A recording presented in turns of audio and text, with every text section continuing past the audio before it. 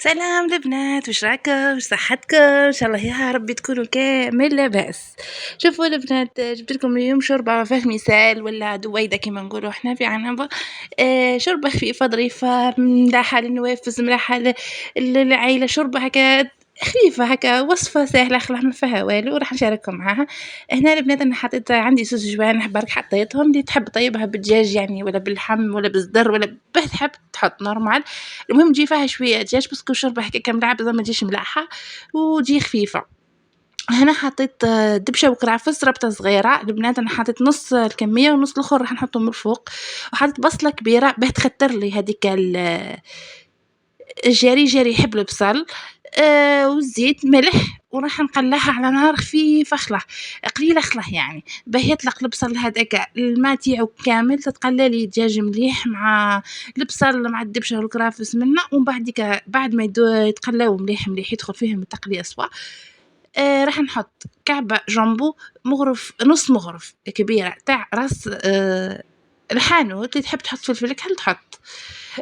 هكا نحركها شويه، من بعد نزيد لها شويه ماء وطماطم بايض شويه برك مع البنات، قيس فنجان ولا زوز، ونحطوا طماطم تاع البايض نورمال.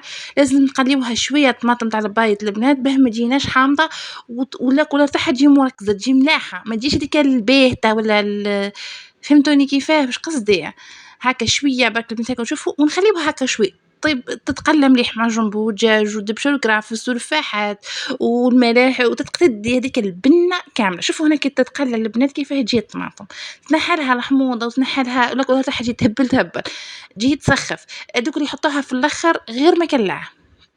هاكم تشوفوا حطيتها هنا مرقت هنا البنات، وراح نخلّاها حتقيس ما يطيب لي الدجاج بركان باسكو ما فيها والو، كلش مقلي بنين وخلاص.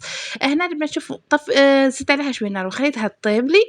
شوفوا هنا بعد ما طلقت لي هذيك الزيت تاعها وطاب لي الدجاج وبدات تختار لي وجاتني تسخف هنا لاصوص بنينة يا وتذوقوها يا البنات تسخف.